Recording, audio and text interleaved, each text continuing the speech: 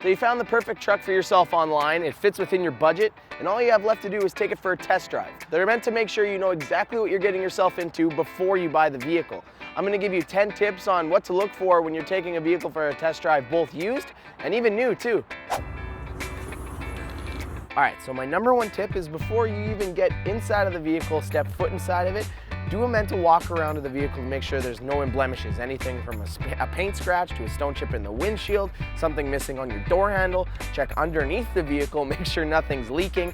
Go inside the interior, is anything stained, ripped, anything like that. It's also a good idea to bring a second set of eyes with you as well. You might be so starstruck about how amazing this truck is, you might just forget or completely miss that one stone chip or paint chip that's in the car.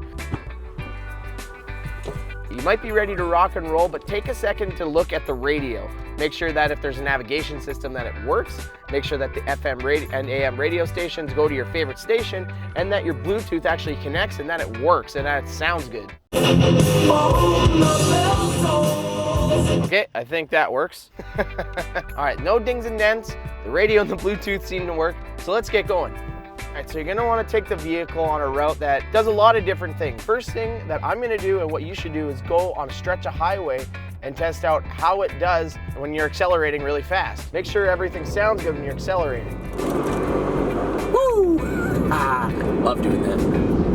Now in Winnipeg, it's super easy to find a bumpy road around here. But if you don't want to go down somewhere like St. James, just find a gravel road as well to test out the suspension, the tires, make sure everything feels good when you're going across a rough surface. It's also a good idea to go to an empty parking lot or an open space to try out some different things. First, you want to try out the steering to make sure that's fine. You just pick up some speed and go side to side to side to side. Make sure that that steering column doesn't make any weird noises and that everything kind of feels and sounds good too. You're also going to want to test out the brakes as well.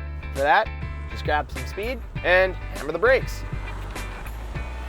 So there's no squealing, there's no squeaking, and it was a pretty fluid stop. All right, so you're back from the test drive and everything went really well, but now it's time to get serious.